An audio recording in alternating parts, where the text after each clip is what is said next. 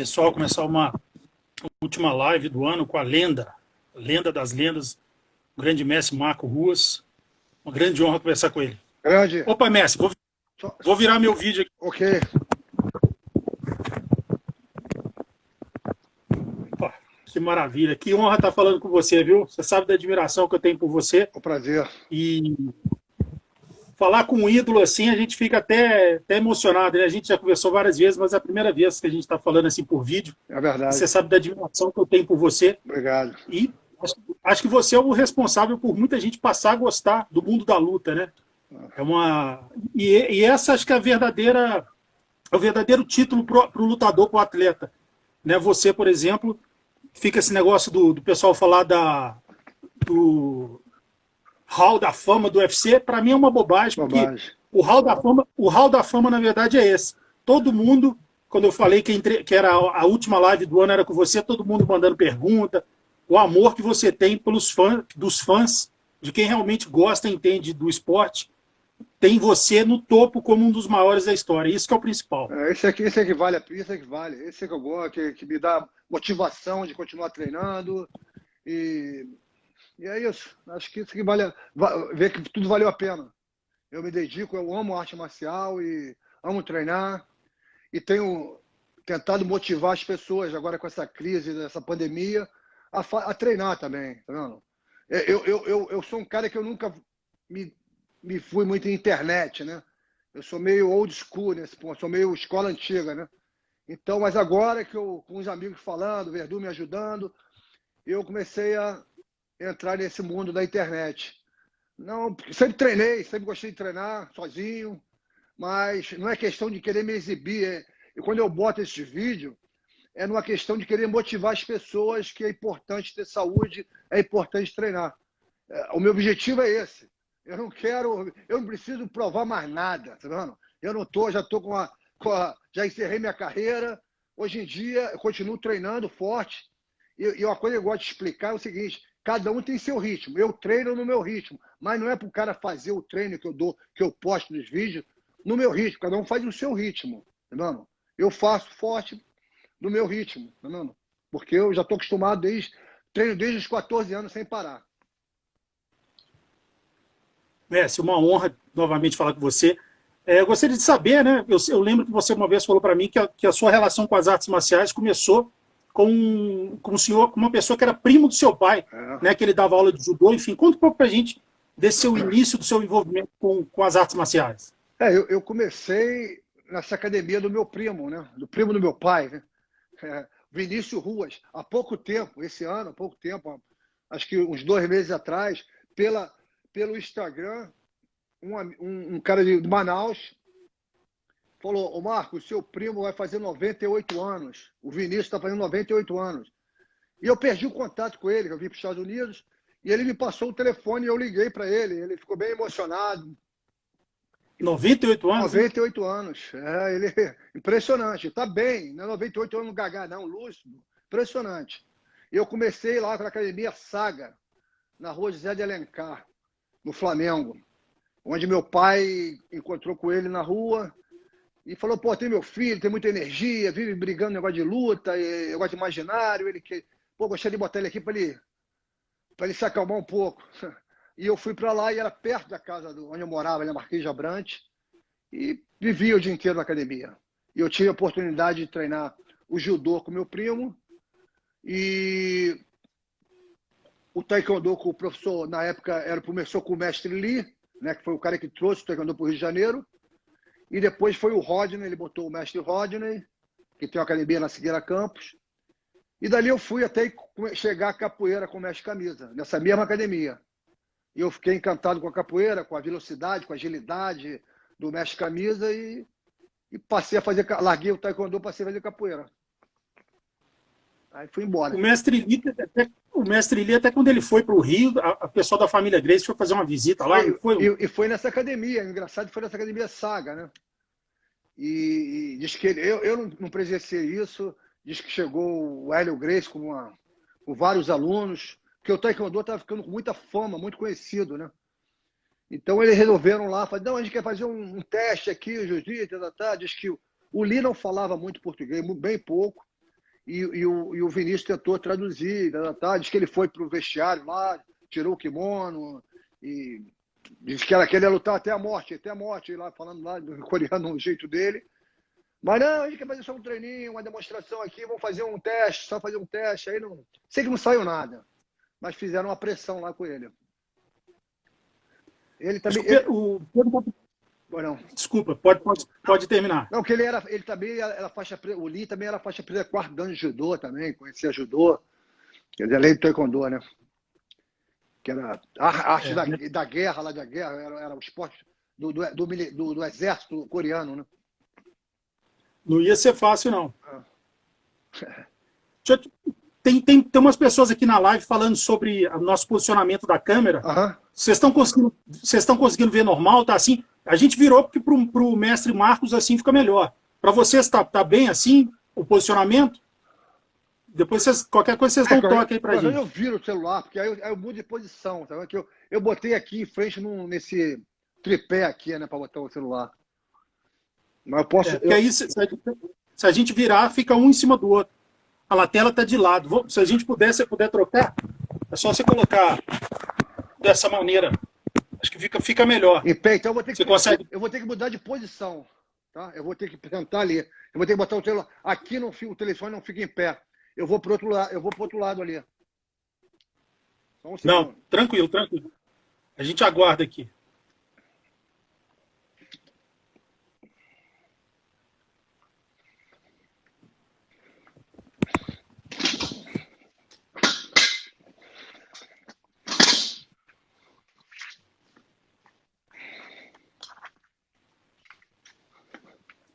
Te dando essa mão de obra aí, mestre. Não, tá tranquilo. Ficou melhor agora? Ficou. Okay, botei aqui em cima da manopla. Muitas pessoas falando que estava vendo pelo notebook, que estava meio estranho. O pessoal está falando que ficou melhor assim. Valeu. E não sei se o pessoal viu, antes da gente começar essa live, a gente fez uma live teste aqui, né? Foi até engraçado que entrou umas 100 pessoas de uma vez aqui. Logo da sua audiência. Marcos, vou te fazer uma pergunta pessoal, que eu tenho uma dúvida, uma curiosidade. Antes de você começar com a arte marcial, todo menino tem aquele negócio de ver aqueles filmes assim. Quem que eram os seus ídolos? Era o Bruce Lee, o David Carradine, assim? Quem que era aqueles que você assistia quando criança, assim? Eu costumava assistir passava na Rede Globo um seriado que chamava Kung Fu, que era com o David Carradine. Era com o David Carradine, não o David Carradine. Ele andando na areia, o tempo Shaolin, que ele pegava um negócio com os braços. Desde garoto, eu vi esse filme. Depois vi Operação Dragão, veio outros filmes. Mas comecei vendo isso na televisão. Depois passei a ver Bruce Lee também. Mas foi por aí. Comecei com Kung Fu. Com o seriado. Não sei se você sabe quem era para fazer esse seriado era o Bruce Lee. Aí o fato dele não ser americano atrapalhou ele. Me falaram isso. Já me falaram isso. Foi bacana. O seriado foi bem interessante. Tinha o mestre dele que era um cego, né, que dava os conselhos, que falavam para ele. Me lembro bem desse seriado. Tem um rapaz chamado Diogo Zecchini. Se você puder mandar um abraço para ele é tão fã seu que ele, no pôster do escritório do trabalho dele, tem uma foto daquele famoso chute que você está dando no Paul Varelans. Ele é muito seu fã. Ele mandou um inbox para você mandar um abraço dele. Diogo Zecchini. Diogo Zecchini. Diogo, um forte abraço aí. Obrigado por me seguir, por ser meu fã. Porra, foi um prazer, eu fico feliz. Não, muito obrigado. Outra mensagem que eu recebi foi do Washington Oliveira, que é seu faixa preta. Meu faixa preta, está em Espírito Santo, né? Vitória. Ele dá aula em Vitória. Isso mesmo, meu aluno. Ele até pediu. Meu faixa preta há muitos anos, começou lá no Copacabana, no Copaleme. Isso, aí ele até pediu para falar daquela reportagem que você teve que dar um chute baixo nele para fazer uma demonstração do seu chute baixo, e acabou que foi nele. Eu postei, até ele mandou para mim essa reportagem que saiu no esporte, acho que foi no Esporte Espetacular, e filmaram lá no Copaleme. Ele, na verdade, começou comigo até na Corpore, mas eu dou aquele, que até me perguntou, a banda era eu tinha mania de até hoje eu faço, quando o cara me chuta alto, eu dou aquela rasteira, uma banda, que eu tirei da capoeira, a rasteira do martelo. O cara dá o chute alto, eu corro, saio na banda na perna de apoio. Quer dizer, é bem eficiente. Pega, um negócio que pega mesmo. Quer dizer, eu fiz nele nessa reportagem. Foi uma boa E ele queda pediu bonita. e ele pediu para falar uma curiosidade, né? Que falou que quando vocês iam fazer algum evento e tudo, o pessoal não gostava que você dirigisse, não. Conta aí o porquê. Que eu dirigisse, não sei. Porque eu dirijo mal? Não sei. Não sei. Ele falou assim: o Marco vai saber. Falou que é uma piada interna que tem do grupo dos faixa preta seu e tal. Talvez eu dirigia. Na época, eu tirei carteira já tinha uma certa idade. Eu não peguei a carteira novo, não. Eu fiz até um curso com um pai de um amigo já falecido, o Marcelo Mancha. Fiz um curso de direção, né? Mas comecei a dirigir tarde. Então já arrumei algumas brigas no trânsito por dirigir mal também. Ou por ninguém me provocar também. Enfim, Mestre, coisa antiga. Mestre, você, assim, quando a gente fala em você, a gente não sabe nem definir de qual arte marcial que você. Qual que é a sua arte marcial mãe? Você treinou só com os melhores. Você treinou com Taekwondo, com o Lee, treinou com Fausto Bruno Sila, a luta livre, treinou capoeira com o Mestre Camisa, com o Flávio Molina, você treinou o Muay Thai, boxe no Santa Rosa, enfim. O Oswaldo Alves, o Jiu-Jitsu, o Judô no Medi. Se você for falar assim, qual que você considera o seu grande mestre? Aquele que foi o seu principal mentor. Se você pudesse falar um, você fala, esse foi o meu principal mestre. Aquele que mais te ajudou mentalmente, te dava melhores conselhos, enfim. Olha, eu acho que eu até falei isso em reportagem. É um cara que não tem nem muito a ver com Vale Tudo, na época era Vale Tudo, né? Mas foi um mestre Camisa, que eu conheci também, eu era muito bem novo. Eu conheci ele naquela academia Saga, eu devia ter uns 14 para 15 anos, e eu passei a seguir ele. Ele saiu dali, eu fui para Santa Luzia e comecei a fazer a continuidade da capoeira, onde eu conheci a luta livre no Santa Luzia também, com o Fausto Bruno Sila. Mas ele sempre me deu uns bons conselhos. Quando eu vi que a capoeira é uma arte que você tem que ter tem que saber muitas coisas, muito completa. Você tem que saber tocar um instrumento, cantar, fazer um jogo, aquele jogo de Angola, aquele jogo do floreio, né? E eu era mais um jogo de pancada, eu sabia mais a parte de luta, né? Que era o galopante, martelo, pisão, aqueles golpes que eu gostava mais do contato. E quando eu fiz o meu primeiro Vale Tudo, antes de fazer até o primeiro Vale Tudo, que fui convidado, o Camisa me deu vários conselhos. De procurar o professor Roberto Leitão, de fazer wrestling, porque a luta olímpica aí era muito importante no lance do Vale Tudo. Então ele me aconselhou em muitas coisas. Né? É um cara que está à frente do seu tempo, um cara que tem uma visão muito boa, um cara que eu respeito muito. E o mestre Camisa é um cara que só me deu bons exemplos. É o cara que eu considero um mestre Camisa. Bacana. E todo mundo que fala sobre ele é o Pelé mesmo, né? Ele é o Pelé. A técnica é impressionante, né? É impressionante. E o impressionante é anos e anos. São 40, 50 anos, não sei bem. Ele lidando com muita gente, botando a capoeira em outro patamar, no mundo todo, tá vendo? E é difícil, eu sei que é difícil, que eu já passei. Você tomar conta e liderar um grupo de lutadores é uma coisa complicada, é difícil. Você acaba se aborrecendo, e você insistir naquilo, você ser um líder de um time, treinar lutadores, é complicado. Tem que ter muita vontade mesmo, cara. Tem que gostar muito. Muito mais. Mestre, outra pessoa também. Pois não. Outra pessoa que marcou muito também a sua história, né? Foi o mestre Flávio Molina. Fala um pouco dele, né? Todo mundo também fala super bem da pessoa dele, muito educado, um gentleman, enfim. Fala da ajuda que ele teve. E quando você entrou na academia dele, você já tinha feito boxe, então você já tinha com certeza um grau muito alto lá, né? De técnica. Quando eu conheci o Flávio, eu já morava numa academia, eu já tinha sido campeão carioca de boxe, eu já tinha feito taekwondo, eu já tinha feito capoeira e já tinha servido paraquedista. Eu tinha uns 23 anos, tinha servido o exército e fui quando eu saí do exército, eu fui procurar o meu primo, Vinícius. E ele não tinha, a academia tinha fechado. Encontrei com ele e falou, Marco, tem uma amiga que tem uma academia aqui perto, na Conde Baipengino, também que era no Flamengo. Vamos lá que eu vou conversar com ela, que ela vai te dar um espaço para você treinar lá. E ela me deu uma sala, falou, você pode dar aula aqui. Tinha um tatame, botou um tatame, uma sala boa. E falou, olha, se você quiser, até você pode até morar aqui. Era um sobrado grande. Eu passei a morar nessa academia.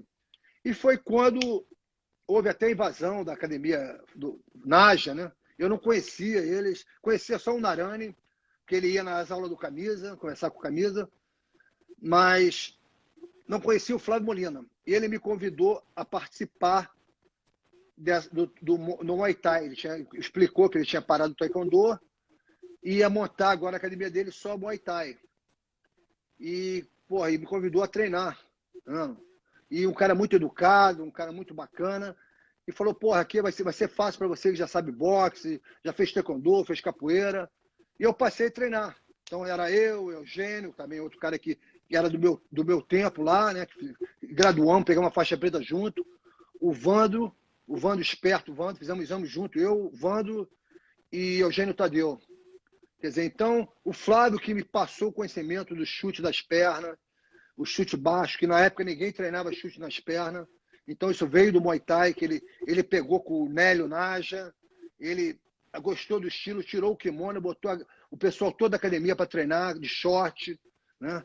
E ele foi responsável pelo conhecer o Muay Thai. Um grande responsável. Dali eu fui convidado, ele me fez um convite, ó, teve um desafio aí, você toparia lutar num Maracanãzinho? E eu nem sabia o porquê, e eu falei, não, top, eu gostava de competir, não quis, nem pensei duas vezes. Então, tamo junto. Pode botar que eu luto. Quer dizer, e vi que era um negócio mais pessoal na época, né? Não era uma competição normal. Eu estava acostumado a competir boxe normal. Você competia, mas não era nada pessoal. Depois acabava, se abraçava, e ali nesse desafio foi um pouco pessoal. Mas competi lá pelo boxe tailandês. Porque muita gente pensa que eu defendi luta livre. Mas eu defendi o boxe tailandês, na época chamava boxe tailandês, não Muay Thai, boxe tailandês, eu defendi o boxe tailandês. Tanto que na época a gente treinou pouco tempo para essa luta. Acredito, 3 semanas, corremos, treinamos. E eu falei, Flávio, vamos conhecer o professor Fausto Bruno Sila. A gente vai fazer esse tipo de luta, é importante saber luta livre. A luta sem kimono. E levei o Flávio, levei o Eugênio e para treinar lá no Santa Luzia com o Fausto. Eles foram lá e o Fausto falou, cancela essa luta que vocês vão entrar na porrada. Vocês não sabem nada. O único que tem a noção é o Marco. E tem que treinar mais. Tá vendo? Eu já estava treinando lá. Mas ele achava que eu tinha que treinar mais ainda. E vocês não sabem nada, são cegos. Quer dizer, então, aí não deu, só que não dava mais para cancelar. O Eugênio já tinha feito no judô, era um cara brigão de rua, malandro, sagaz, e conseguiu se dar bem na luta. Não. Depois se especializou cada vez mais na luta agarrada. Mas foi isso. Saiu tudo daí. Tudo do Flávio. Primeiro vale tudo. Inclusive, falando da preparação dessa luta, fizeram assim, mudaram o adversário, né? Que você ia pegar um adversário teoricamente menos qualificado, e depois mudaram para o Pinduca, que era um dos melhores alunos do Cássio, e também todo mundo que participou do seu treinamento praticamente te deu aquela. Ao invés de te dar aquela injeção de ânimo, né? Que você ia vencer, falaram, o Pinduca, acho que você não consegue. Que é algo que, assim, ao invés de te motivar, eles colocaram você para baixo. Então, assim, foi uma situação muito difícil, né? Mudaram o adversário e nem o seu corner, nem o pessoal para te apoiar você teve, né? Você ficou sozinho mesmo. Nem que me botaram para baixo. Acho que eu era muito novo. Eu estava fazendo o primeiro Vale Tudo e estava começando a conhecer esse estilo de luta. Então as pessoas não me conheciam ainda bem, não sabiam qual era o meu espírito que eu tinha dentro de mim, um espírito de lutador. Porque às vezes você pode ter um faixa preta, ser um cara muito bom tecnicamente e não ter espírito para uma luta tipo Vale Tudo, um MMA, tá vendo? É diferente. Tem que gostar. E eu gostava, eu queria. minha vida toda eu sempre gostei disso. Eu queria ser conhecido, provar que eu era um lutador, mais até que uma faixa preta para mim, era mais importante, ser um lutador. Então eu fui treinar no João Ricardo, na Budokan, a convite do João Ricardo, que já tinha feito o Vale Tudo, luta livre americana, que é uma luta de mão aberta. E treinei, quando eu conheci o Mestre Leitão também, falecido Mestre Leitão, que me ajudou muito.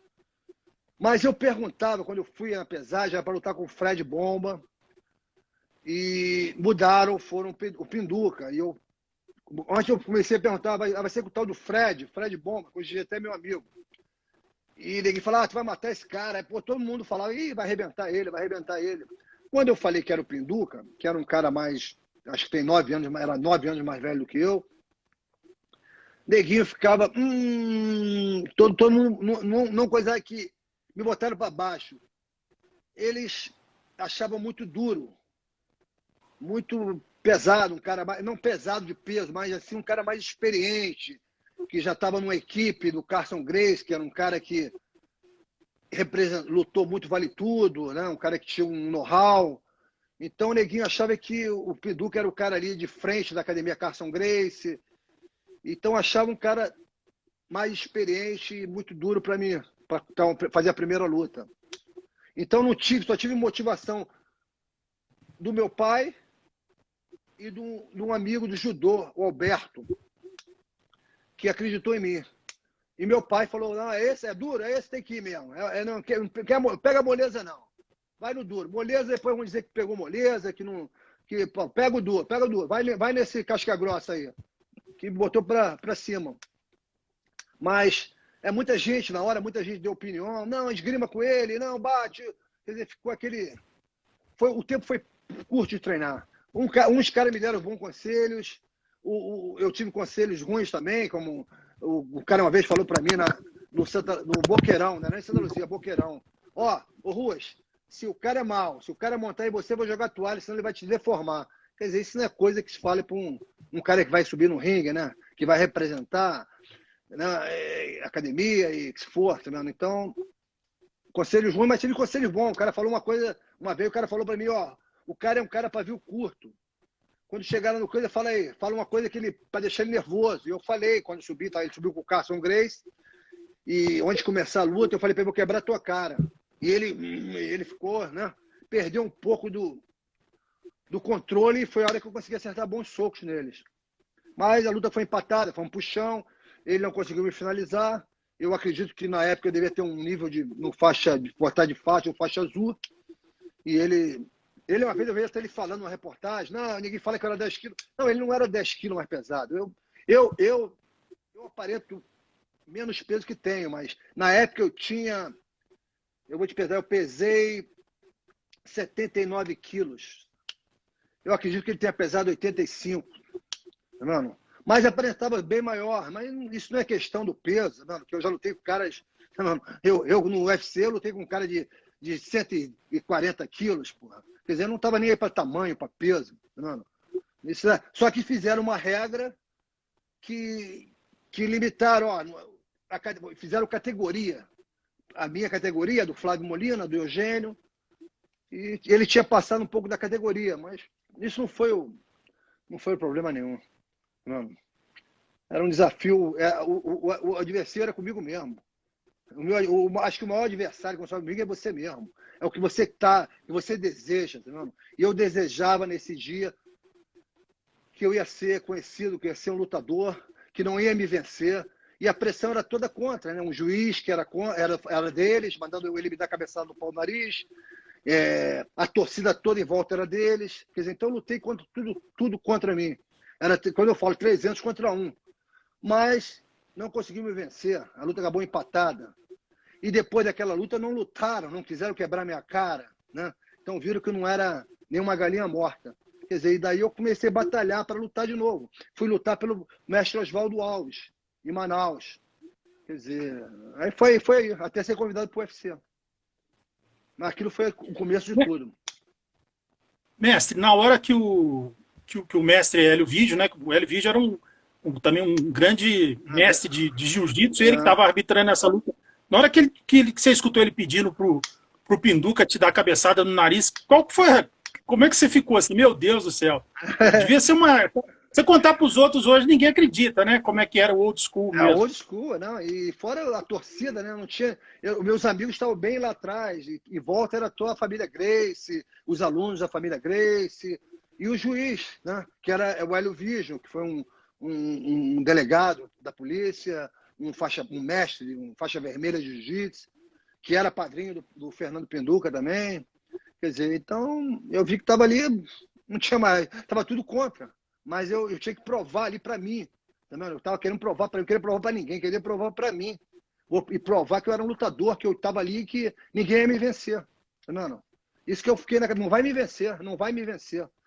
Não foi nem questão de eu vou ganhar, né? Acho que porque faltou incentivo dos meus treinadores de acreditarem mais em mim. Talvez se tivesse um lutador, um treinador que acreditasse em mim, vai lá e tu vai vencer esse cara, vai lá, vai para nocautear. Talvez tenha acontecido. Eu não tive isso. Que eu já formei alunos com menos, botei para lutar com menos conhecimentos que o adversário e fiz ganhar no psicológico, falando, você vai vencer. Eu não acredito que eu estou te falando, eu sou um lutador, estou te falando isso e é verdade. Não, você vai nocautear esse cara. E o cara foi lá e nocauteou. Não, que é tudo é aqui, ó.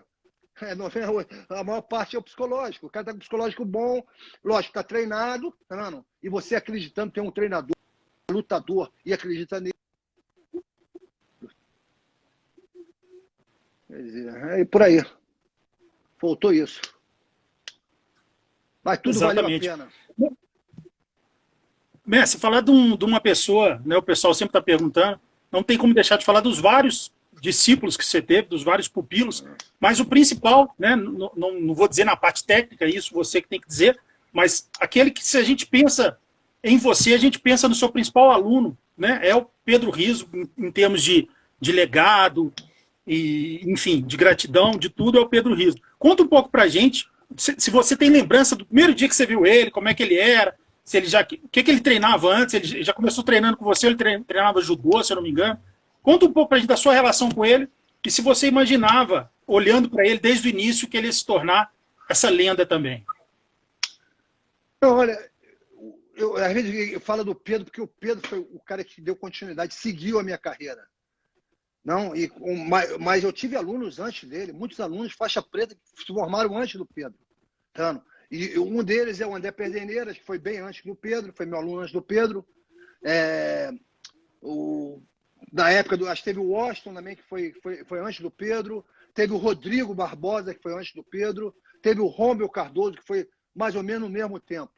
Eu dava aula na Corpore e tinha um aluno falando que ô Marco, pô, teu aluno aí, o Pedro Rizzo, treina contigo? Eu falei, pô, não sei quem é, cara. Porque eu dava aula em muitas academias.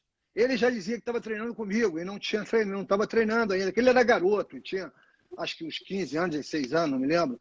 Ele já tinha feito judô. E ele foi levado para treinar comigo pelo um amigo, pelo um conhecido da capoeira. Que ele treinava capoeira, o Pedro treinava capoeira com o mestre Peixinho, em Copacabana. E ele gostava, ele tinha visto o Vale Tudo no Maracanãzinho e ficou interessado em fazer luta comigo. Então o Azeite, um aluno do Peixinho, levou o Pedro para treinar comigo. Então o Pedro me procurou na Corpore. Eu estava saindo e falou, blá, blá, blá, blá. Falei, olha, vem aqui. Essa academia ela é um clube, só entra sócio. Mas você chega a tal hora aqui que eu vou vir para dar aula, você vai entrar junto comigo. Eu passei a botar ele para dentro, que era uma academia cara. E ele estava treinando sem os pais dele saberem que ele estava treinando. Os pais dele não queriam que ele treinasse boxe tailandês. Eu dava na academia de boxe tailandês. Mas eu sempre, depois da aula, eu dava um chão. Sempre treinava um chão, que eu já fazia luta, já tinha feito luta livre, já tinha feito Vale Tudo Pinduca. Então eu dava continuidade àquele treino de chão. E passava aquilo para os alunos. E o Pedro começou, ele era um cara meio assim, na época, meio gordinho, meio preguiçoso, mas ele gostava, ele estava lá. Todo dia que eu falava, amanhã aqui então, 10 horas, ou amanhã na academia lá em São Corrado. Ó, só que você vai correndo, eu vou de carro, tá? A gente se encontra lá. Eu era bem carrasco com ele. A gente, ó, vamos correr, amanhã eu quero você 7 horas da manhã aqui em porta da minha casa, em Copacabana, que era ali no Leme, né? Na Atlântica. Ele chegava com uma preguiça, agora a gente vai correr na areia. Ele ia. Ele com a preguiça ou com não, ele nunca chegou, falou não. Então o mérito é muito dele, que ele nunca deu para trás. Tá vendo? Ele via todas as academias, aceitando todos os meus treinamentos. Ele não sabia pular corda, não sabia fazer barra. E foi aprendendo. Uma vez a gente correu na areia do posto do Leme ao posto 6 e voltamos. E ele demorou a beça. Quando eu bati lá e voltei, estava no meio do caminho ainda. Ó, chega lá na pedra, lá no final. Depois vamos fazer barra. Ele fazia uma barra, faz 10 séries de 1. E depois ficou bom de barra, ficou bom de corrida. E ficou melhor do que eu de corrida, né? Numa época. Quer dizer, então foi se dedicando, tá vendo? E queria, o sonho dele era lutar. E eu tive o convite para lutar no UFC. Eu falei para ele, ó, se eu entrar, pode estar com certeza que eu vou te colocar. Se é palavra minha, palavra de homem, eu não vou deixar você para trás. Pode deixar ele, porque ele já vinha um tempo treinando comigo, duro, mano, acompanhando todo o meu treinamento.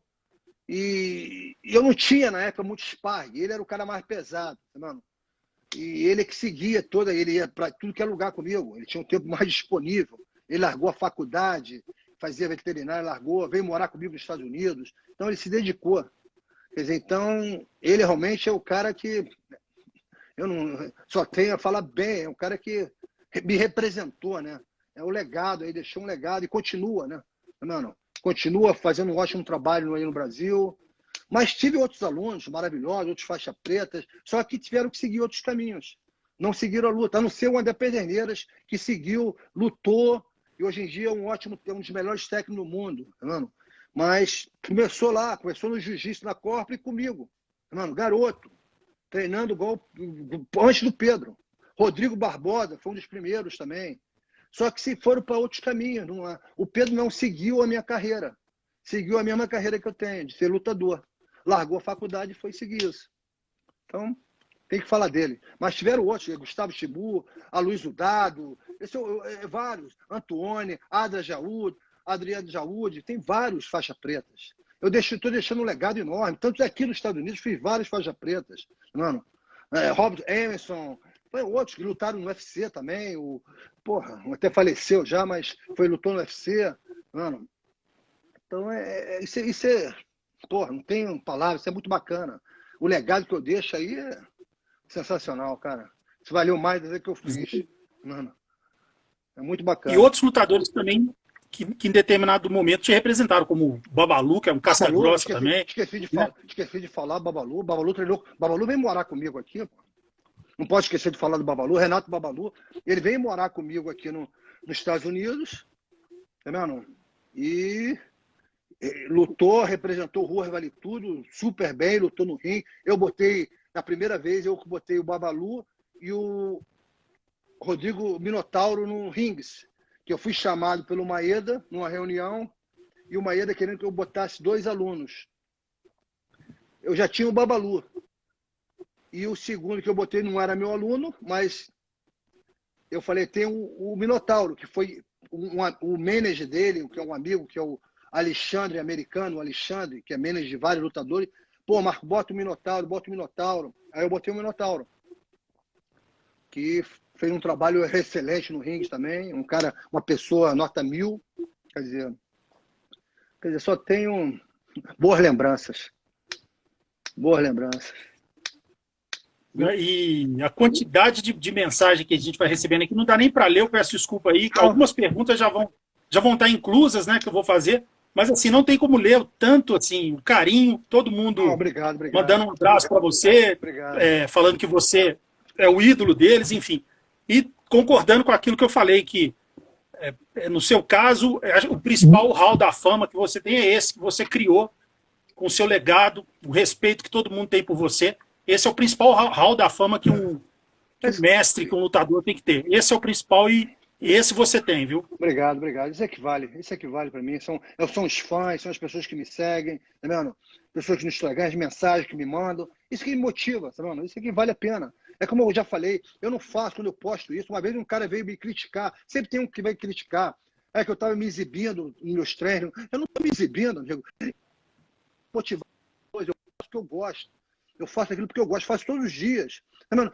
Quando dá para postar todos os dias, eu posto. Quando não dá, eu continuo treinando também. Tá vendo? Eu queria passar mais posições, mas eu não tenho material humano com essa pandemia, nem todo mundo. Uma vez eu passei umas posições de chão, de finalizações, perdi 2 alunos. Ah, mas está se fazendo agarrado, eu não quero ser contaminado, o cara pode estar doente, tá. Quer dizer, mas eu estou sem material. Quando eu tiver um aluno disposto a fazer posição, vou postar posições de técnica também, não só de treinamento. Tá vendo? E outra coisa que eu quero dizer, que o cara fala, você tá já com a idade. Cara, a idade são números, sabe? Meu espírito está jovem, e aquilo treinar me deixa jovem. Eu falei, quer dizer, então, não tem a ver, sabe? Eu não estou lutando, eu não estou treinando para lutar, eu treino porque eu amo, tá vendo? Não tem objetivo, estou treinando que eu vou lutar. Você está treinando, o cara perguntando, está treinando, parece que você vai lutar. Não, mas eu estou treinando porque eu gosto. Me manter saudável é que eu desejo a todos. Treinem, se mantenham com saúde. Tá vendo? É isso que eu quero passar. Enfim. Mas, O pessoal perguntou aqui, o Lucas, né? Eu consegui. Qual foi o seu sparring mais duro, né? De todo mundo que você treinou ali, Eugênio, Joil, enfim. Se você pudesse colocar na sua época do Vale Tudo para frente, de 84, qual aqueles sparrings que eram mais, que tinham mais qualidade ali de treino com você? Olha, eu tive vários sparring, né? Várias pessoas que me ajudaram. Tá vendo? Lógico que às vezes era difícil você, como é que se diz, você ter uma pessoa mais ou menos do teu peso, né? O Eugênio, um cara tremendo, casca grossa, mas é um cara mais leve. Sempre fez sparring, ele fazia sparring qualquer um cara mais pesado. Mas era difícil avaliar, que não era da minha categoria de peso. O Joil, a mesma coisa, também era um cara de uma categoria baixa, fiz sparring também com eles, mas de outra categoria, tá vendo? E eu estou dizendo dentro do Vale Tudo, né? Quando eu treinei, quer dizer, na verdade, eu formei um cara para fazer sparring comigo, que foi o Pedro Rizzo, tá vendo? Então, nessa época, eu estou te falando antes, depois eu comecei a usar os outros, Renato Babalu, Gustavo, passei a usar os outros. Mas antes desses foi o Pedro, que eu acabei treinando ele para depois ele se tornar um sparring para mim, mano. Porque ele começou a melhorar cada vez mais, a ter uma defesa de queda, a saber um chão. Por mais que ele não usou muito, porque ele era um cara que sempre foi apaixonado pela luta em pé, tá vendo? Não era um cara que gostava de arriscar muito o chão, por você gostar mais, mas se desenvolveu uma defesa de queda muito boa. Mas conhece chão. As pessoas achavam que ele não sabia, mas conhece chão também. Sempre treinou chão comigo desde o começo. Conhece tudo de chão. Treinou chão com o André Pederneiras também. Eu sempre aconselhei ele, vai treinar jiu-jitsu, vai treinar isso, procure em outras academias. Sempre quando ele melhorar o seu rendimento. Mas tive vários sparrings, né? Mas o que eu posso citar era o Pedro, o cara que mais me ajudou. E falar em Pedro, falar no mestre Pedro Rizzo, ele contou uma vez da famosa aquela maleta preta que você levava, que quando você estava com ela, o coração dele ia a mil. Qual que é o segredo dessa maleta preta aí? Que ele falou que quando eu via que você estava com ela, ele até chorava, porque sabia que o pau ia cantar no treino. O negócio é o seguinte, eu levava uma bolsa preta onde eu botava as luvas que a Corpo não oferecia. Então eu levava as luvas, minhas luvas, e na época não existia caneleira, né? Era só luva, e a luva era uma luva já bem gasta. Não era uma luva como existe essas luvas hoje em dia, era uma luva já na chapa, né? Que já parecia até teu osso. E ele via no começo, quando a gente vai fazer luva? Quando a gente vai fazer luva? Falei, calma, não está na hora, você está começando, está engateando aí, calma aí. Aí um dia ele chegando, eu chegando com a bolsa, falei, hoje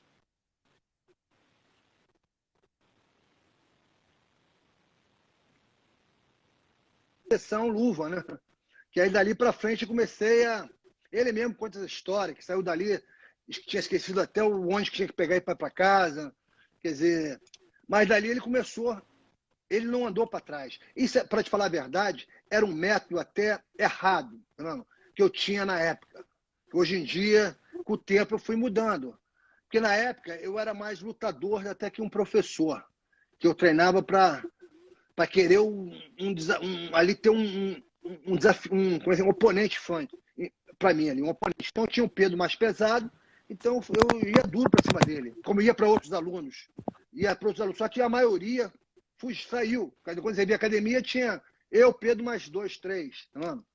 E a maioria foi para trás. Quer dizer, comercialmente, não valeu a pena. Tá vendo?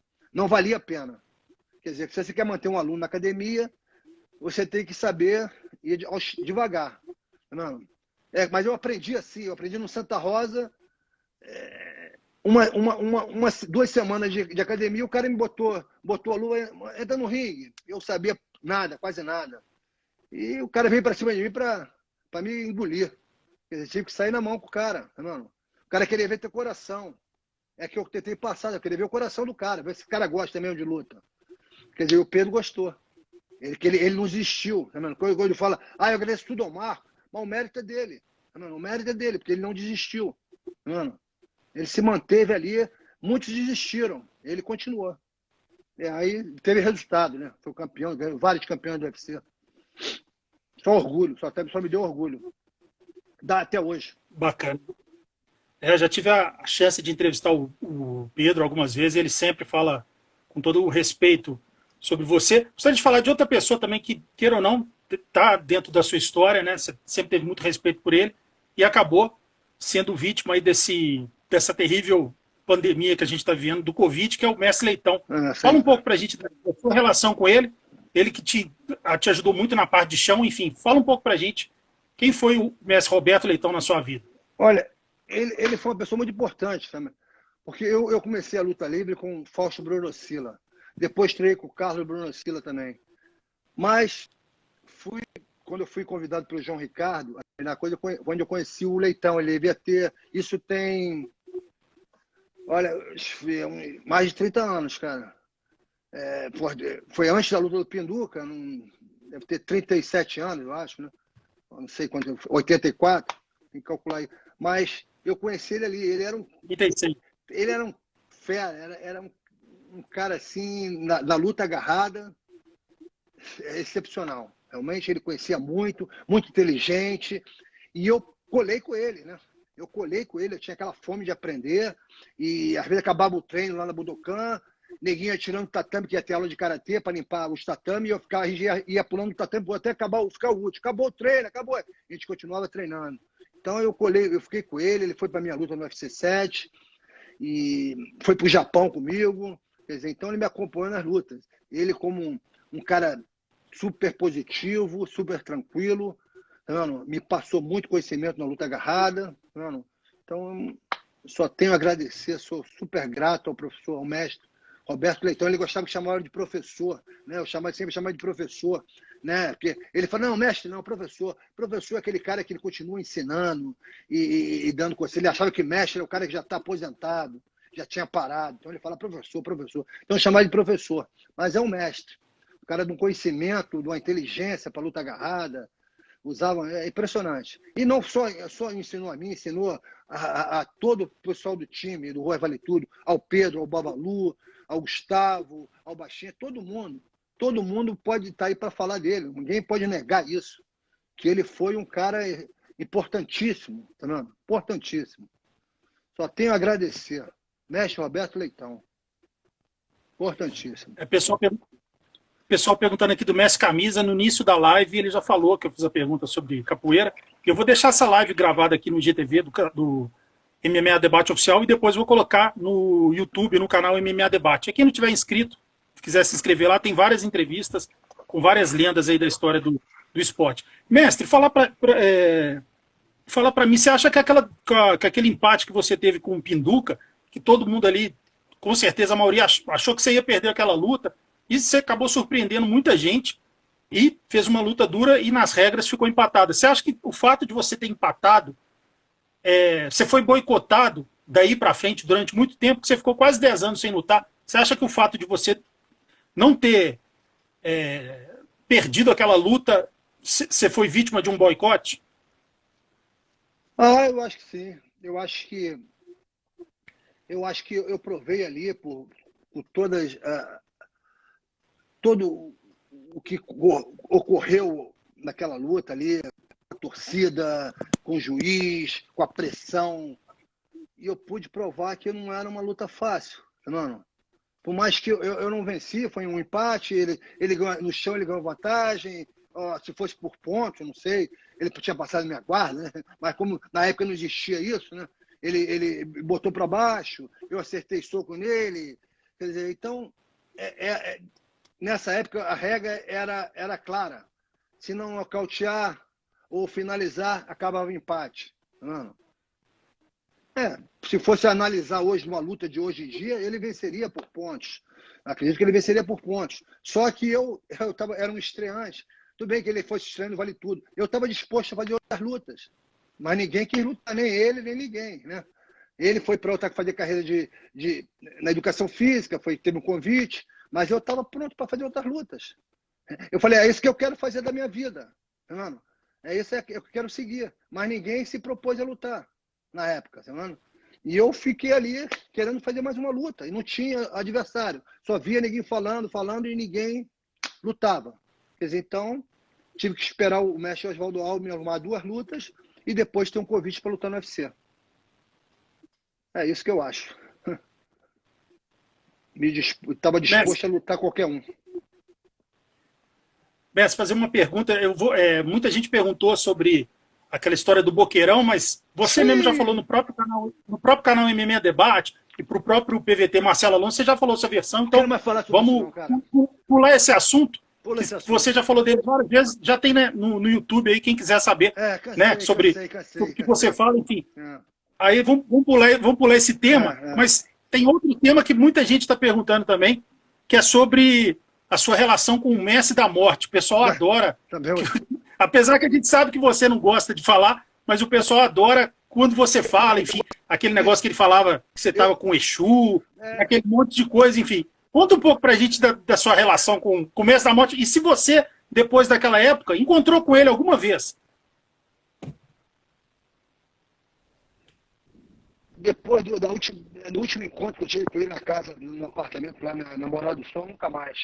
Eu me torno repetitivo, porque eu já contei essa história mais, acho que milhões de vezes, como a do Boqueirão, que história cansativa, né? Se eu quero viver, eu não quero ver mais do passado, tá vendo? Hoje em dia eu tento viver o presente, tá vendo? Não quero ver do passado, passou, acabou. Já contei essa história, Mestre da Morte, foi até importante no lado, tá vendo? Eu estava querendo uma oportunidade. Eu tinha uma família para criar, para sustentar, tá vendo? Então eu queria uma oportunidade de lutar, de ganhar dinheiro com luta. E não tinha. Depois da luta do Pinduca eu não conseguia. Fiquei 10 anos aí sem conseguir lutar. Então tinha uma oportunidade. Então ele, através de um amigo, falou, tem um cara que vai te dar oportunidade, vai te patrocinar para lutar. E vai te bancar, vai fazer tudo, vai ter que treinar junto. Ele teve coisas boas. Ele me levou para treinar perdido, Jorge Dia. Então isso foi uma coisa boa. Eu treinei com o Baiano, com o Ed Carvalho, também foi uma coisa boa, um casca grossa, um cara que foi um bom treino também, de luta agarrada, de luta de chão, não era um cara que não treinava luta em pé. Eu ainda falava para ele, tem que treinar em pé, tem que fazer sparring, tem que ter contato. Mas ele insistia, ele acreditava no método do Lacerda, que você dando calcanhar na parede, cotovelo na parede, e isso funciona, ia calejar teus golpes. Quer dizer, não existe isso. Ninguém fica bom batendo em parede ou batendo só saco. Tá vendo? Isso é uma das partes do treinamento. Uma pequena parte, mas você tem que ter o contato, tem que ter o tempo e a distância. Se você não tiver o sparring, você não está preparado para levar um soco, você não tem a distância para você dar um soco. Então isso tudo vem com o sparring. Ele não acreditava, ele achava que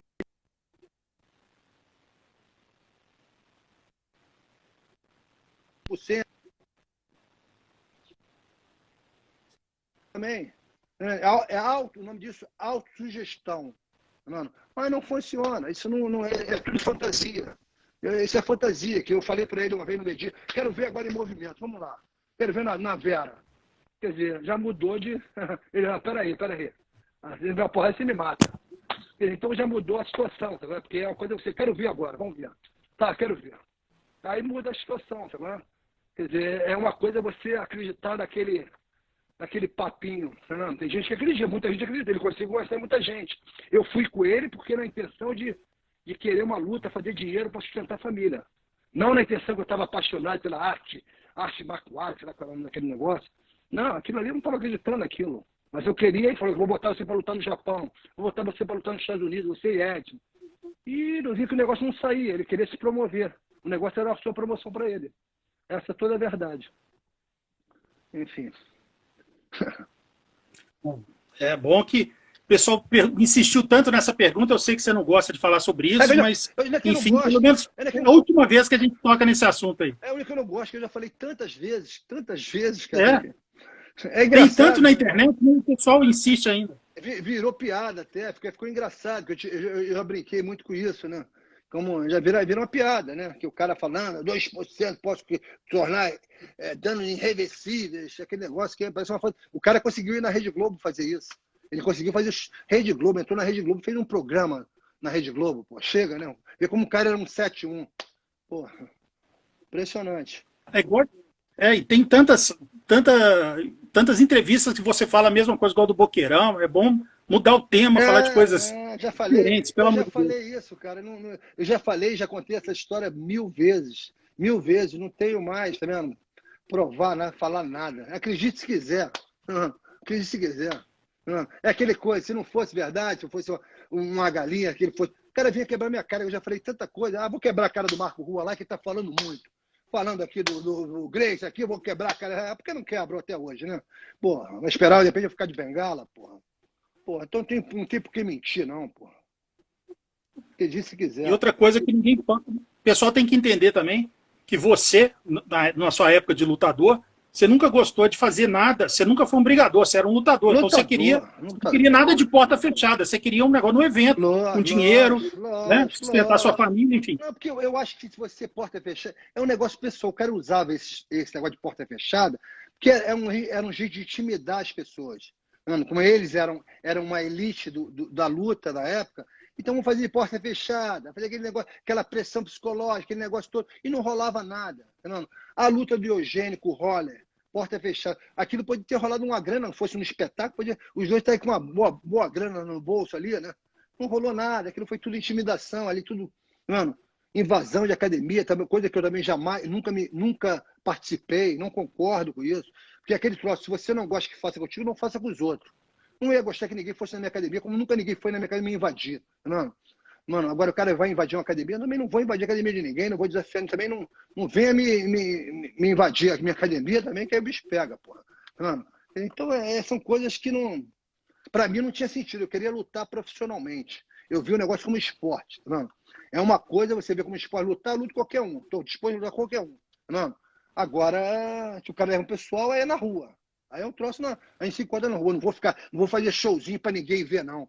Esse negócio de fazer showzinho de graça, fechar ali e gravar, não, isso é show, não quero, não. Vamos fazer na rua. Vai pagar? Na rua, não. Na rua vale tudo. Agora prepara que vale tudo, né?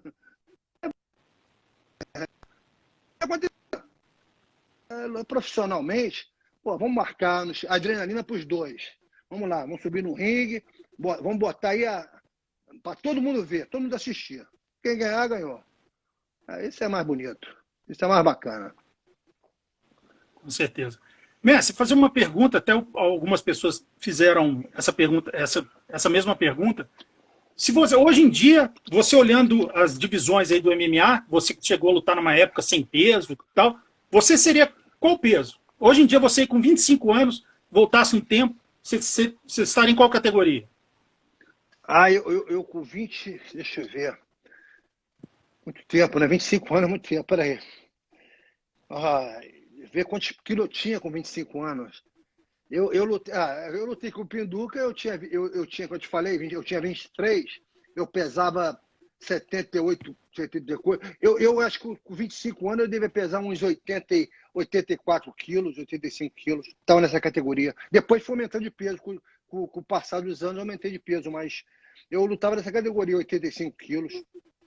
Na categoria, ia ser um peso médio. Peso médio, ia ser um peso médio. Eu lutei com o Pinduca, eu tinha 79 e 79 quilos. Eu tinha 23 anos. Depois comecei a malhar mais musculação, aí você ganha peso, né? Uma é 84 quilos, peso médio, peso médio.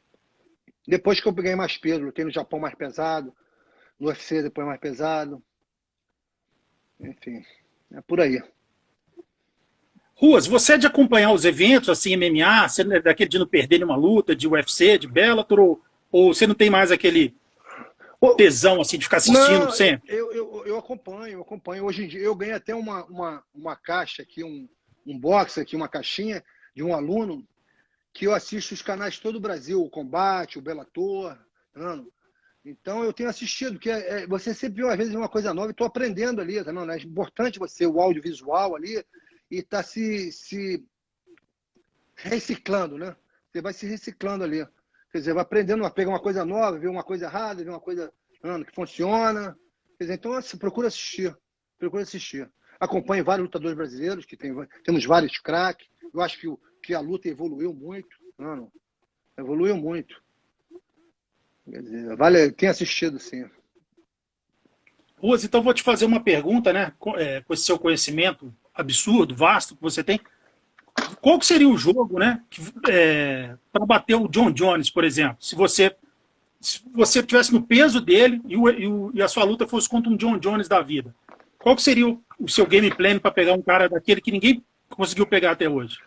Olha, eu ainda continuo achando, por mais que ele seja um cara super habilidoso, ainda continuo achando que o caminho era o caminho que o Marquez estava levando, estava indo. O chute nas pernas, né? Bem aplicado, né? Porque às vezes o cara sabe, chute da perna, não sabe dar, mas nem sabe aplicar tão bem. E o Marreta é um cara que chuta forte, né? Bate forte. E ele tava machucando o Joe Jones. Só que antes disso, ele machucou o joelho. Né? Ele contundiu o joelho dele, mas o caminho era por ali. É aquele chute nas pernas, e vai magoando ele nas pernas, magoando, até conseguir botar para baixo, tá vendo? E tentar uma finalização. Mas eu acho que a luta seria pelas pernas. Eu aplicaria chute baixo. Eu acho que seria o chute na perna. Como o Marreta foi e machucou bem ele. Só que o Marreta, o joelho dele saiu do lugar, já estava com um problema no joelho, isso atrapalhou ele. Mas o caminho era por ali. Mestre, agora falar talvez com certeza da passagem mais bonita da história da sua vida esportiva, e também ter aquela história de superação, né? Sempre tudo com você é na superação, né? Aquele evento de 84, era um lutador, mudaram para outro. O juiz contra você. Fizeram lá aquela redinha lá, se você colocasse a cabeça para fora. Então, tudo contra você. E depois, quando você conseguiu, finalmente, depois de anos, ir para o UFC, durante o treino, você pega aquela bactéria na mão. Imagina assim, como que você não deve ter sido a noite anterior da luta, que era para você dormir tranquilo, você deve ter dormido tenso, enfim. Conta um pouco pra gente dessa saga do seu título no UFC 7. Nada é fácil, né? Quando as coisas é fácil, você até desconfia, né? Nada vem fácil na vida. Não, tudo tem que ser batalhado. E para mim, porra, nada foi fácil, cara. Mas tudo valeu a pena. Quer dizer, o UFC 7, na verdade, eu nem dormi, né? Acordei 4, 3 da manhã com a mão, porra, tava um balão. Fui pro hospital, fiquei até quase a hora de ir direto pra arena, já para lutar. Quer dizer, foi complicado, mas é aquele troço, eu tava ali com aquele objetivo, aquele sonho. Não, eu vou lutar, eu não podia deixar aquela oportunidade escapar. Porque eu, depois do Royce Gracie, fui o primeiro a ser chamado para lutar no UFC. Podia ser muito bem um cara de jiu-jitsu, né? Um cara que representava o jiu-jitsu, que o jiu-jitsu tinha uma força muito grande. Depois do Royce ali, depois do Royce ter vendido, podia chamar o matchmaker, o cara que fazia as lutas. Não, eu quero o Marco Ruas. Quer dizer, então, se eu deixasse aquela chance escapar, eu, de repente, não lutaria mais no UFC. Eu ia demorar muito, não sei. Quer dizer, então, eu não podia deixar escapar, ela estava ali. E eu falei, eu vou lutar aqui, nem se estiver sem mão. Não. Eu falei para minha mulher, vou lutar e vou ganhar. Porque o meu manager, o meu empresário, ligou para ela, não quero me responsabilizar, o médico falou que está com uma bactéria, tem risco de perder o dedo. E deixa eu falar com ele. Aí eu falei, Luciano, aí, vou lutar e vou ganhar, cara. Ninguém vai tirar essa chance. Então, aquela vontade, de você querer ter um objetivo, ter um sonho, tá vendo? E eu queria muito aquilo, tá vendo? Batalhei a vida toda, desde os 23 anos, depois de 20, daquela luta com o Pinduca, esperando 10 anos para ter uma oportunidade. Tá vendo? Então não podia deixar escapar aquilo. Tá vendo? Pô, valeu, tudo valeu, mas às vezes o cara vê você, o cara é famoso, o cara é aquilo, tá? Mas não vê o que é para chegar ali, tá vendo? Que as dificuldades que às vezes você tem que passar, a noite, tá vendo? A dedicação, que eu digo, que você quer ter um objetivo, se você quer chegar em algum lugar, você não pode estar. Você tem que dispensar festa, dispensar, né? Muitas coisas, tá vendo? Tem que dormir cedo, acordar cedo, tá vendo? Para você, se você tem um objetivo, né? Eu era assim, eu era um cara que casei cedo, casei com os 23 anos, quer dizer, e sempre fui caseiro, até hoje, eu durmo cedo, acordo cedo, mano, acostumei com essa rotina, mano, é o estilo de vida, né? Você tem que mudar seu estilo de vida. E eu sempre fui assim, e sou até hoje. Eu durmo cedo e acordo cedo, 10 horas eu tô dormindo, cara. Quer dizer, então é isso. E acordo 6 da manhã, 7 da manhã, quer dizer, e treino todos os dias, tá vendo? E era assim desde moleque. Sempre gostei de treinar e vou continuar gostando. A gente pode estar aqui a passar 20 anos, eu vou estar aqui com os 80 anos, vou estar falando a mesma coisa para você. Mano. É isso que eu faço, que eu gosto de fazer. Que bacana. Mas então, fala um pouco do evento em si, até a sua luta final com o Paul Varelans. Eu fui pro evento e quem estava comigo era o Roberto Leitão, o mestre Roberto Leitão, o meu empresário O Riso, né? e o Pedro Riso. Era o que me acompanhavam, que estavam comigo, o Pedro me alongando quando acabava uma luta, massageando quando eu acabei a minha luta com o Renko Pardô, que ele ficou ali no meu pescoço quase uns 10 minutos segurando, né, que ele segurava na grade. Então aquilo me deixou meu trapézio bem tenso, ele ficou massageando e eu esperando para fazer a final com o Paul Varelans. Quer dizer, então foi ali aquele torneio, né? Era 3 adrenalina. A primeira lutei, venci, não foi muito longa. A segunda já foi uma luta longa, porque valia segurar na grade. A terceira também não foi uma luta rápida, porque a regra favorecia, às vezes, o cara, que você segurar na grade. Hoje em dia não vale mais. Às vezes quer derrubar o cara segura na grade. Não, como o Paul Varelans segurou, como o Renko Pardô segurou, ele me dava a guilhotina e segurava na grade. Então, tudo dificultava para eu ir para o chão, para querer tentar outras técnicas. Não. Mas aí você aí vai a segunda, e agora a terceira, agora é final. Agora ninguém me tira. Ali eu estava disposto a lutar 1 hora. Dali eu não ia parar mais, ali eu só sair daqui vitorioso. Eu já estava aquele objetivo, não estava cansado, não estava nada, estava concentrado. Não estava nem me sentindo cansado nem um pouco e estava querendo sair vitorioso, só isso. Só pensava nisso. Vou vencer. Vou vencer, vou vencer. Vencer, vencer, vencer. É isso que tem que pensar. Acho que o lutador tem que pensar. Vitória, vitória, vitória. Não tem outra coisa a pensar. Não pode deixar entrar nenhuma dúvida na tua mente. É por aí. Quer dizer, mas valeu. E o bacana é que a gente lembra desse evento e lembra também do saudoso Mestre Leitão, né? Com aqueles famosos pisões que te deu toque. Não, dá o pisão e tal. Eu sempre... Você deve ter sido o primeiro da história lutador que... Lógico que você não criou o pisão, mas você deve ter sido o primeiro que colocou em prática numa luta de vale tudo, né? Sem dúvida, talvez. Sem dúvida, foi o primeiro. Eu acho, pelo menos num evento internacional no porte como é do UFC, eu fui o primeiro. Você não pode ter talvez um evento, aí teve tantas lutas no Nordeste, pode ter alguém ter usado isso. Mas eu fui o primeiro. E quer dizer, eu nunca me gabei. Você podia ter falado, mentir, como vejo pessoas dizer, eu queria. Eu não criei, eu sempre falei a minha vida, a minha carreira, que o Leitão que me mandou eu fazer isso. Pisa no pé dele! E eu, na hora que ele falou pisa no pé dele, eu executei muito bem. Isso eu tenho um mérito, que eu executei ele bem. Batia com calcanhar na sola do pé do Renko Pardô, do Paul Varelans, batia forte, eu já tenho um pé já avantajado e comecei a usar bastante aquilo. Não. Mas quem mandou foi ele. Eu tentava escutar o meu corner, o meu treinador. Não. Como eu escutei, era o Pedro, era ele. O Pedro ficava muito nervoso, gritava e xingava mais o Paul Varelans do que dava conselho. Mas lá é grade, porque o Paul Varelans ficava segurando na grade. Quer dizer, então, mas Foi isso. Ele que mandou, eu executei muito bem e fui o primeiro a fazer isso no UFC. Primeiro que todo mundo. Depois disso, as pessoas faziam e falavam, da época, eu me lembro que na época, anos atrás, ninguém lembrava, Marco Ruas foi o primeiro cara a fazer isso. Tá? Quer dizer, e é bacana você usar uma técnica que até então ninguém tinha feito no UFC. E eu fui o primeiro a fazer. E funciona, até hoje eu acho que funciona.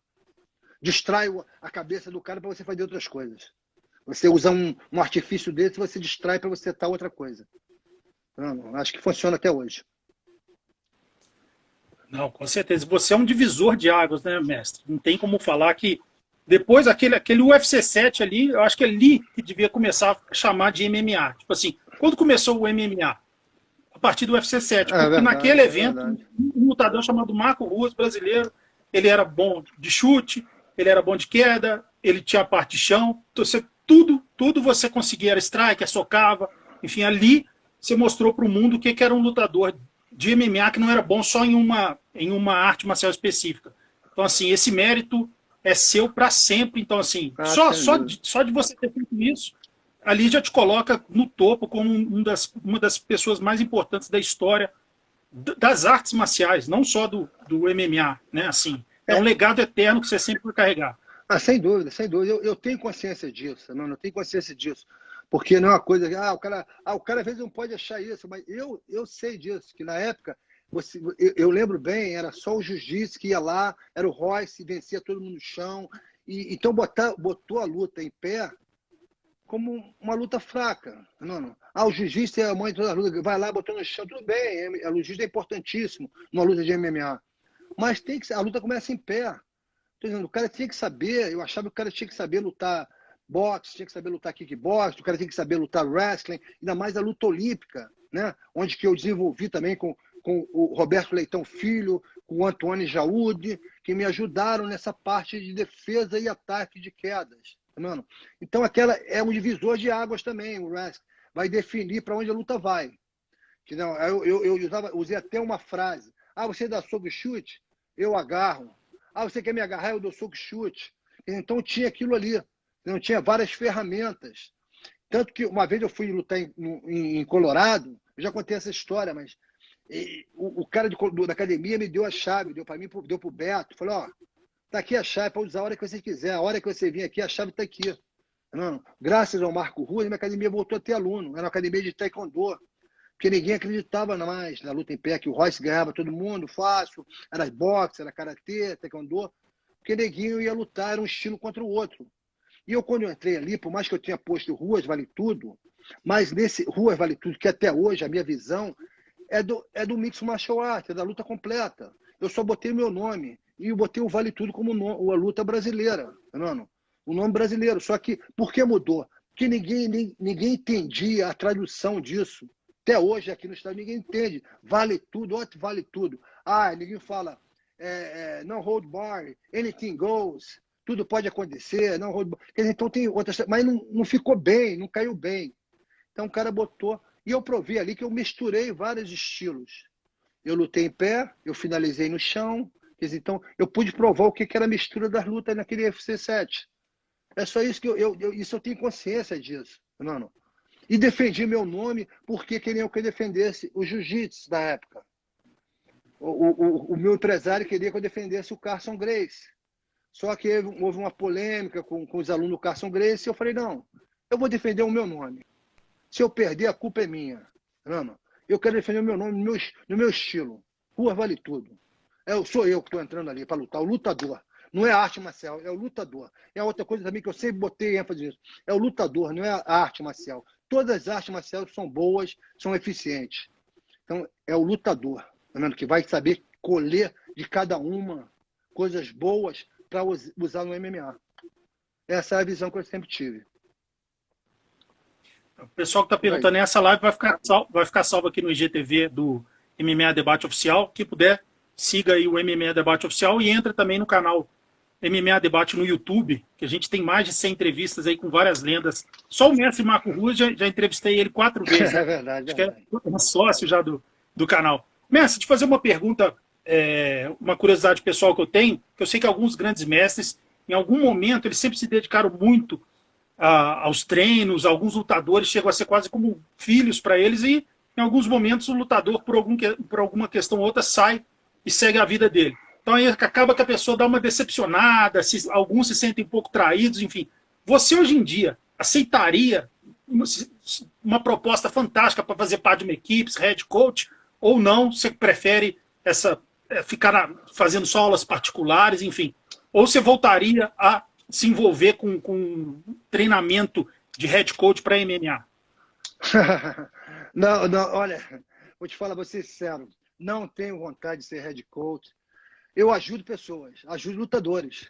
Tem lutadores que eu ajudo, puxo treino, lógico, o lance profissional, me pagam, mas eu vou lá, dou conselhos, puxo treinos, mas não tenho mais vontade de ser um head coach, treinar uma equipe de lutadores. Não. É complicado. Eu admiro as pessoas que fazem isso, como Rafael Cordeiro, como André Pederneiras, porque ou como Pedro Rizzo. Não.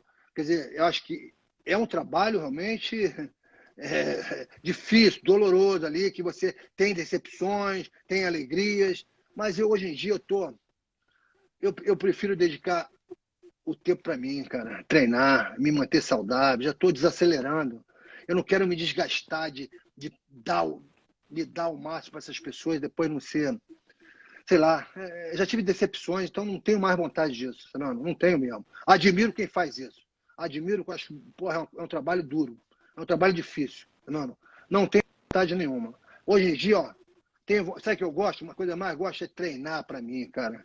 Adoro treinar. Eu adoro treinar, adoro ajudar os outros também, adoro ensinar pessoas, adoro, ainda mais pessoas que estão iniciando, que gostam, ainda mais quando eu vejo que a pessoa gosta da luta, que tem interesse em aprender, aquilo me realiza. Eu tenho alunos aqui na Califórnia de 20 anos, não é um não, são vários alunos que estão comigo há 20 anos treinando até hoje, até hoje, mas não são lutadores não, tem lutadores também, mas são médicos, são empresários, são advogados, são madames, que treinam, gostam da energia, gostam do treinamento, isso vale muito a pena, cara. Isso é muito, sou bem satisfeito com isso, bem satisfeito, de ser valorizado pessoas assim também, lutador às vezes é meio complicado, porque às vezes o lutador tá contigo ali, mas recebe uma proposta, a academia ali tem o melhor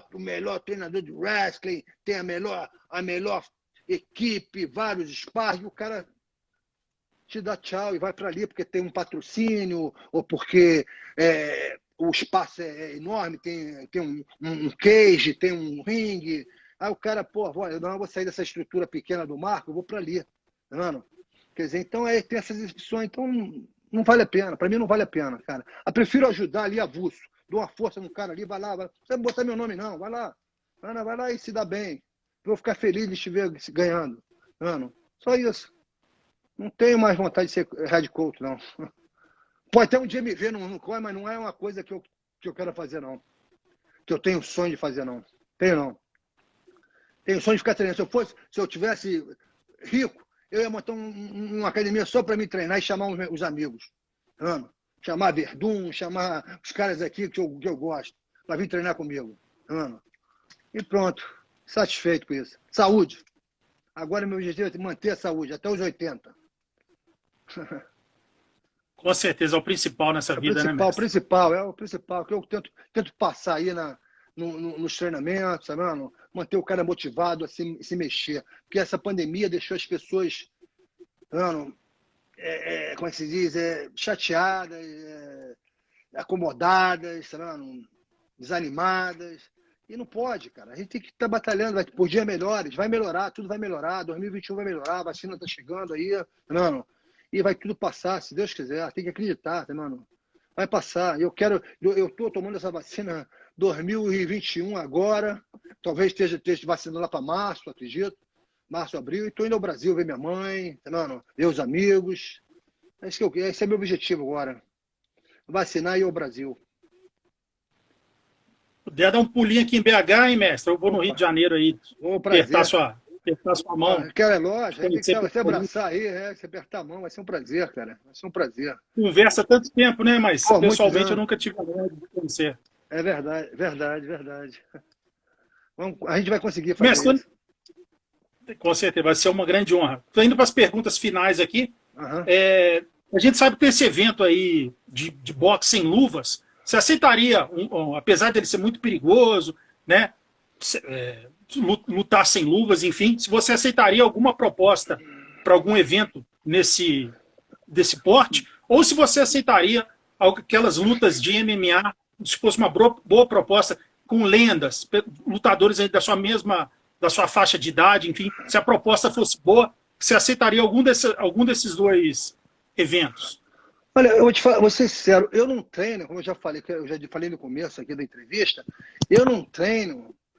As pessoas às vezes me perguntam, pô, Marco, tá treinando pra uma luta aí, vai lutar, igual o Mike Tyson. Não, eu treino porque eu gosto. Treino duro, gosto de treinar duro. Que eu acho que treinar, você tem que estar forçando teu coração a chegar ali, não é treinar e ficar ali, bam, bam. Não, eu posso começar até devagar, mas depois eu gosto de treinar a explosão, eu gosto de treinar a velocidade, mano. Mas não treino objetivo, não estou treinando o objetivo de lutar, não tenho esse objetivo, eu vou lutar. Não, mas vir uma proposta, mas para vir uma proposta tem que ser uma proposta indecente, uma proposta que valesse muito a pena. Que eu já lutei em eventos, minha última 47 anos, eu fiz uma luta que não estava nem treinando, estava dando aula, fiz a besteira de fazer uma luta. Mano, lutei 4 rounds, sei lá.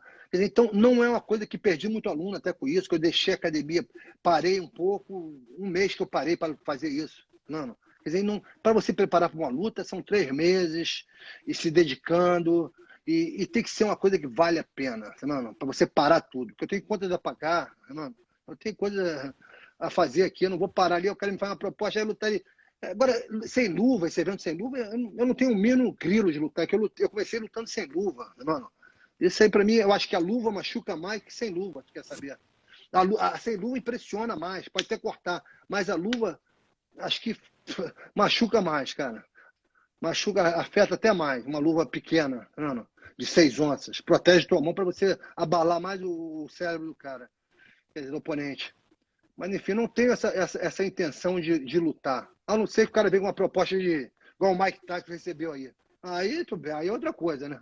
O cara vem com uma proposta milionária, ó, quer que tu lute aí.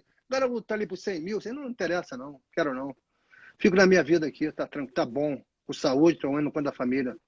Não tem essa intenção. O cara vem com uma proposta, é lógico.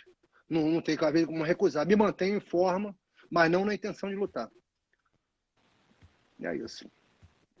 Exatamente. Eu pensei, até imaginei que sua resposta seria essa mesmo. Mestre, fazer a última pergunta, né? O que esse ano de 2020, qual que é a reflexão que você faz? Isso tudo, a gente que nunca viveu nada parecido no mundo, né? Eu perdi algumas pessoas da minha família, amigos, enfim. Essa pandemia terrível, só no Brasil quase 200 mil pessoas morreram, aí nos Estados Unidos também Muita gente. a quantidade de vítimas foi muito grande. Muito grande. O que você tira desse ano de 2020 e qual o recado final que você dá para as pessoas que admiram você, que estão aqui vendo essa live? Olha, eu acho que essa pandemia, ela veio para realmente, 2020 foi um ano ruim, cara, não quer dizer ruim, foi um ano difícil, né, cara? Porque perdi pessoas Leitão, cara, uma pessoa que quando eu for ao Brasil, vou sentir uma falta enorme, tá vendo? Que eu sempre que eu ia ao Brasil, ele sempre me procurava, sempre conversava com ele, tá vendo?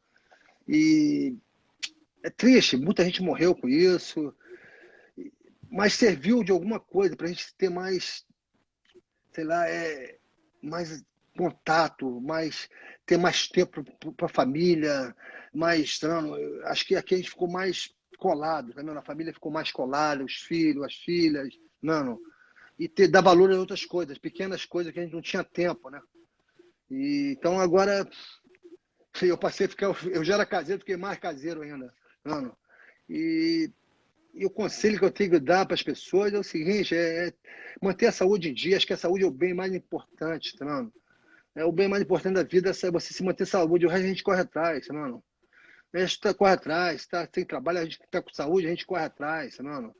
e se manter saudável e dizer que o que eu puder ajudar, o que eu tiver ao meu alcance, mano, se eu estiver ajudando, fazendo, postando um vídeo, eu vou estar sempre postando vídeo, pelas mensagens que eu recebo, sabe, mano? E quem quiser se comunicar comigo, quiser alguma dúvida sobre arte marcial, estou sempre disposto a responder. E tô aí para ajudar. Eu acho que, tá, mano, é coisa importante na nossa vida, depois da minha idade, a coisa que mais vale é o amor, cara. Amor ao próximo, tá vendo? É que eu tento passar. Amor, gratidão, tá vendo? Gratidão ao próximo. Eu era um cara novo, era muito duro, muito assim, brigava por pouca coisa. Hoje em dia eu mudei, eu vi que não vale a pena mais, tá vendo? Então é isso que eu tenho a passar. Eu quero gratidão e amor ao próximo. É o que eu tento passar hoje em dia. Poder ajudar, eu estou sempre disposto, é só entrar em contato comigo. Ô, mestre, Ou agradecer a todo mundo que me segue no Instagram aí. Um feliz ano novo, sabe, mano? Para todos, muita saúde, mano. Que eu desejo a todos, vocês e aos familiares. mestre, só para encerrar aqui, eu não posso deixar de falar, né? Essa é a última live aqui do ano. Todo mundo que estiver vendo puder seguir aqui o Instagram do MMA Debate Oficial. E depois eu vou deixar salva essa live e vou colocá-la também no YouTube, no canal MMA Debate. Então, assim, falar do mestre Marco Ruas, ele sabe disso, eu tenho que falar isso. Assim, é a pessoa dentro do mundo da luta mais humilde que eu conheço. Assim, sempre quando desde a primeira vez que eu fui entrevistá-lo, eu mandei no Facebook dele, você me passa seu WhatsApp? Ele passou na hora, foi respondendo tudo, dúvidas, qualquer coisa, assim, sempre aberto, sempre legal. Tem sempre aquelas pessoas que são fãs dele, que falam assim, já que você tem um WhatsApp dele, pede para ele mandar um abraço, ele manda assim, sem nenhum problema. Assim, ele é de fato essa pessoa humilde mesmo, assim. E o mais legal, o legado que você deixa dentro pela história que você teve do grande campeão que você foi e esse legado aí. Hoje, mais de 100 pessoas na live, todo mundo falando que gosta de você, todo mundo Obrigado. só falando coisas boas, e eu digo por mim, você é o meu grande ídolo que eu tenho no mundo da luta, e falar com você sempre é algo que me dá uma emoção diferenciada, a sua humildade e a sua história. Eu tenho que sempre te agradecer. Obrigado. Acho que a gente não precisa, né? Eu digo, eu faço a luta porque eu amo. Eu não faço isso para me sentir maior que ninguém ou sentir superior a ninguém, entendeu? Faço porque eu amo. Eu amo a luta. Eu nunca me prevaleci do que eu sei, do meu conhecimento de luta, para tratar os outros mal ou ser superior a ninguém. Eu gosto de fazer amigos, entendeu? O cara é legal comigo, adoro. E outra coisa, eu adoro o meu povo brasileiro, cara. Eu já falei isso várias coisas, eu adoro encontrar um brasileiro aqui, adoro todas as lives, as coisas que eu faço pro Brasil, não. Eu podia estou morando aqui, podia falar inglês, não, mas eu faço pro brasileiro, porque é meu povo, é o povo que eu, tá vendo? Que eu sou, é onde eu sou mais reconhecido, tá vendo? E é muito bacana, não era no começo, porque não tinha internet, né? Porque eu lutei com o Ultimate e não tinha internet, mas passei a ser super reconhecido no Brasil. E é isso, eu vou estar sempre fazendo vídeos de instrução ou vídeos de treinamento para o Brasil. Esse é o meu objetivo, tentar ajudar. Bacana, agradecer o mestre Lyoto Machida, que está aqui também prestigiando, te mandou um abraço. Esse é fera, esse é meu amigo, esse é craque. Feliz Natal, eu liguei para ele ontem para dar um Feliz Natal, mas não atendeu. Mas um Feliz Natal para ele, um ótimo ano novo. Ele também é outro cara que posta vários vídeos, interessantíssimo de treinamento, um cara casca grossa, um grande representante nosso do Brasil. Mano, isso aí que vale, isso aí que é o bonito, sabe, mano? Ter lutadores como Lyoto Machida, Fabrício Verdun e outros, sabe, mano? Quer dizer, então, isso aí que é bonito. Eu torço para esses caras, sabe, mano? Hoje eu virei fã desses caras aí. Muito bacana. E o Lyoto que está ouvindo, fazer uma live com você, hein, Lyoto? Já fiz uma com o Shinzo, seu irmão. Fazer uma no canal do MMA Debate. Isso é bom. Tesouro é meu parceiro do churrasco. Tesouro, parceiro bom do churrasco. Gente fina demais também. Gente finíssima. Mas é isso. Então é isso, mestre. Todo mundo aqui te mandando um abraço, falando da sua humildade. Obrigado. Enfim, eu quero te desejar um feliz ano novo. Né? Essa é a última live do ano. Encerrar com chave de ouro para aquele que é o ídolo de tanta gente. Obrigado. Só tenho que te agradecer, meu irmão. Obrigadão. Tudo de bom para você, felicidade, muita saúde para você e para sua família. Que eu desejo fundo do coração. Valeu. Os. Um abraço para todo mundo, gente. Fiquem com Deus. Vou deixar a live salva aqui. Ups. Valeu, irmão.